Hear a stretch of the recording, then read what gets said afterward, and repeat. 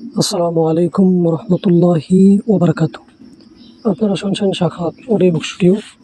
আজকে আমাদের আয়োজন মুহররমের মর্মান্তিক ঐতিহাসিক কারবালা ট্র্যাজেডি।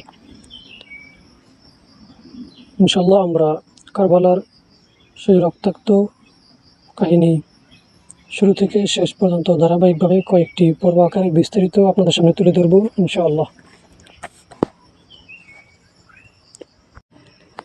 ইসলামী ইতিহাসের 60 হিজরিতে আমিরে মুআবিয়া রাদিয়াল্লাহু তাআলা এর ওফাতের সময় তার স্থলাভিষিক্ত 34 বছর বয়সের ইয়াজিদ হিমসের শহরতলি হাওয়ার দুর্গে অবস্থান করছিলেন। মৃত্যু সংবাদ পাওয়া মাত্রই তিনি দ্রুত রাজধানীতে আসেন। ততক্ষণে মুআবিয়া রাদিয়াল্লাহু তাআলার দাফন কাফন সমাধা হয়ে গেছে। ইয়াজিদের প্রথম খুতবা। ইয়াজিদ রাষ্ট্রের গোত্রপ্রধান ও হিমসবাসীর প্রতি শোক প্রকাশমূলক বক্তব্য দিয়ে গিয়ে হামসানা পাঠ করার পর বলেন, মুআবিয়া রাদিয়াল্লাহু তাআলা নিঃসন্দেহে আল্লাহর একজন বান্দা ছিলেন। আল্লাহ তাকে পুরস্কৃত করেছেন এবং সম্মানিত করেছেন। অতঃপর তাকে কাছে ডেকে নিয়েছেন। তিনি পরবর্তীদের চেয়ে উত্তম এবং পূর্ববর্তীদের তুলনায় নিম্নতম ছিলেন। আমি আল্লাহর কাছে তাকে নিষ্পাপ অভিহিত করব না, কেননা তিনি তার অবস্থা ভালো জানেন।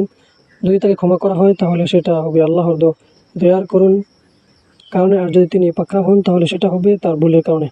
তারপরে অর্থাৎ পরবর্তী খলিফা রূপে তোমাকে দায়িত্ব অর্পণ করা হয়েছে। আমি নিজে এর জন্য চেষ্টা করিনি, তবে আল্লাহ যা মঞ্জুর করেন তা মঞ্জুর হয়ে যায়। আপনারা আল্লাহকে স্মরণ করবেন এবং ক্ষমা প্রার্থনা করবেন। আল বিদায়া ওয়ান নিহায়া 11 খণ্ডে 159 পৃষ্ঠায় বর্ণনা আছে যে ইয়াজিদের এই খুতবা প্রকাশ করে খলিফা হওয়ার সময় তিনি এমন প্রকাশ্য পাপাচার ছিলেন না যেমনটা মনে করা হয়ে থাকে।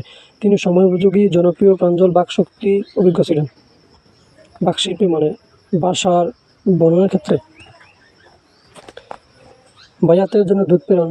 আমির মুআবিয়া রাদিয়াল্লাহু তাআলা এর শাসনামলের শেষ দিকে কুফায় নুমান ইবনে বাশির রাদিয়াল্লাহু তাআলা, বসরায় ওবাইদুল্লাহ ইবনে জিয়াদ ও মদিনায় ওয়ালিদ ইবনে উতবা গভর্নর ছিলেন। ইয়াজিদ এ সময় তাদেরই বহাল রাখেন। ক্ষমতায় আরোহণের পর তিনি সমগ্র মুসলিম দুনিয়ায় আমির মুআবিয়া রাদিয়াল্লাহু তাআলা এর ওফাতের সংবাদ এবং নিজের খিলাফতের বায়াতের জন্য দূত ও প্রতিনিধি প্রেরণ করলেন। হুসাইন রাদিয়াল্লাহু তাআলা এর নিকট ইয়াজিদের বায়াত, অর্থাৎ হুসাইন রাদিয়াল্লাহু তাআলা ইয়াজিদের হাতে বায়াত করলেন না কেন?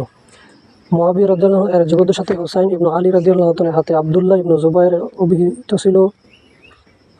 পরিবারতন্ত্র থেকে গা বাঁচিয়ে খোলাফায়ে রাশিদিনের শাসনামলের প্রশস্ত ও ভিত্তিসুরা ব্যবস্থাকে এই রূপে ফিরিয়ে আনা উচিত, আর উম্মতের শাসনের লাগাম উত্তম ব্যক্তির হাতে থাকা উচিত। এর জন্য তারা ইয়াজিদের পরবর্তী খলিফারূপে মনোনয়নের বায়াত থেকে নিজেদের গুটিয়ে রেখেছিলেন। এই দুজন ব্যক্তি ইয়াজিদের বায়াত গ্রহণ করা বৈধ, উদারতা, রুখসত আওতায় হতে পারত, কিন্তু চূড়ান্ত স্তরের আজিমত বিষয়টি ছিল এমন যে এই ব্যবস্থাপনা পরিবর্তন করার চেষ্টা করতে হবে, যার কারণে সামনে গিয়ে বিভিন্ন বিশৃঙ্খলা ছড়িয়ে পড়ার শঙ্কা ছিল। এর জন্য এটা প্রথম ধাপ ছিল যে ব্যক্তিগণ নিজেদের ভিন্নমতের উপর অটল থেকে ইসলামী রাজনীতির সঠিক অনুধাবনকে উদ্ভাবিত করেন এবং বায়াত নিয়ে ইয়াজিদের গোলামিতে শামিল হবেন না। হযরত হুসাইন রাদিয়াল্লাহু তাআলা কি তাহলে বিশৃঙ্খলা সৃষ্টির পরিকল্পনা ছিলেন? বিভিন্ন নিদর্শন থেকে অনুভব করা যায় যে হুসাইন রাদিয়াল্লাহু তাআলা আব্দুল্লাহ ইবনে জুবায়ের রাদিয়াল্লাহু তাআলার চিন্তাভাবনা শুরুতে এতটুকু ছিল যে তারা ইয়াজিদের বায়াত গ্রহণ করবেন না এবং নিজেদের সততা ও নিষ্ঠাপূর্ণ অভিমতের বিপক্ষে কোনো কথা বা কাজের শামিল হবেন না। এমন কোনো বিশুদ্ধ বর্ণনা পাওয়া যায় না যার দ্বারা স্পষ্ট হয় যে তারা দুজন কোনো বিশৃঙ্খলা সৃষ্টির পরিকল্পনা করছিলেন। নতুবা হুসাইন রাদিয়াল্লাহু তাআলা ও মুআবিয়া রাদিয়াল্লাহু তাআলা এর জীবদ্দশাতেই অনবরত কুফাবাসীর পত্র পাচ্ছিলেন। এই পত্রগুলোতে তাকে কুফায় এসে উম্মার নেতৃত্বের আহ্বান করা হচ্ছিল, কিন্তু কোনো নির্ভরযোগ্য বর্ণনা থেকে এটা প্রমাণিত হয় না যে হুসাইন রাদিয়াল্লাহু তাআলা ওই আহ্বানকে স্বাগত জানিয়েছিলেন। বরং বিভিন্ন নিদর্শন বলছে ইয়াজিদের ক্ষমতায় আরোহণের পরেও হুসাইন রাদিয়াল্লাহু তাআলা এর কুফায় যাওয়ার সিদ্ধান্ত নেননি, আর সম্ভবত তিনি জীবনভর মদিনাতেই থাকতে চেয়েছিলেন এবং একটি ফতোয়ার ভিত্তিতে নিজের মতের উপর অটল থাকা যথেষ্ট ভাবতেন।